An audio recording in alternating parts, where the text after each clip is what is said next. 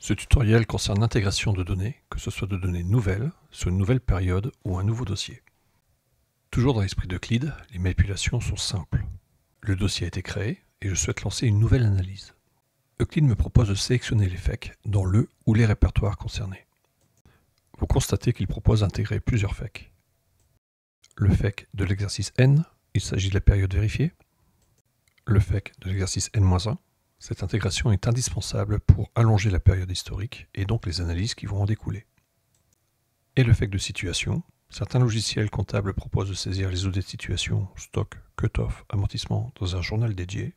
L'outil comptable génère alors un FEC indépendant contenant les OD de situation. C'est le cas dans le dossier qui nous concerne.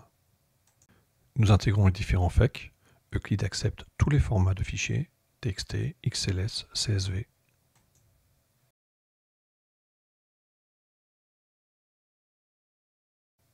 Euclide reconnaît les dates d'intégration. Le début de l'exercice, juillet 2024, il s'agit d'un exercice à cheval sur 2 années. La date de fin, 31 mars, nous avons intégré une période de 9 mois. Le résultat calculé suite à l'importation.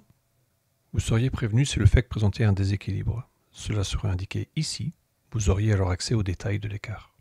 Sur l'exercice précédent, Euclide reconnaît une période de 12 mois, de juillet 2023 à juin 2024. Le FEC de situation correspond aux OD de l'exercice en cours. Euclide reconnaît automatiquement le journal des à nouveau. Il vous permet de modifier la sélection s'il s'est trompé ou de le sélectionner s'il ne l'a pas trouvé. Suivant.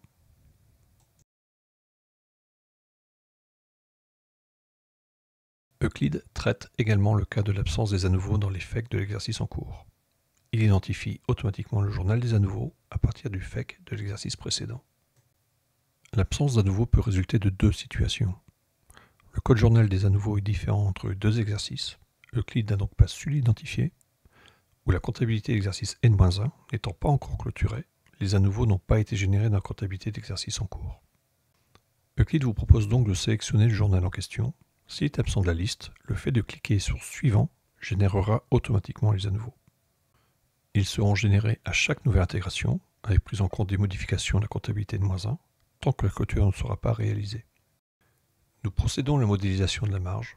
En ce qui nous concerne, il s'agit d'une société de négoce avec un atelier de transformation. Je retiens donc le chiffre d'affaires, les achats, la variation de stock, les consommables. Vous retrouverez le plan comptable complet utilisé par la société analysée. La société faisant également quelques opérations en monnaie étrangère, nous retenons les écarts de change. Suivant. Euclide me propose d'analyser la dernière période importée. Nous pouvons sélectionner une période antérieure si nous le souhaitons.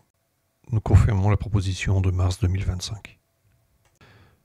Les FEC importés représentent environ 70 000 lignes sur les 21 mois importés, plus quelques centaines de lignes sur le FEC de situation.